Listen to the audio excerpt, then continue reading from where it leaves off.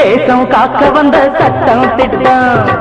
காக்க விட்டெறிஞ்சா எட்ட நிற்கும் வேலி போட்டு வச்ச சீமான்களும்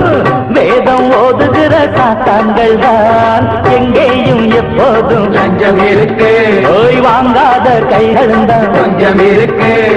எல்லாருமே கல்லாட்டமா நின்னாக்க என்னாகும் நம் நாடு வக்காலத்து வாங்கிடவே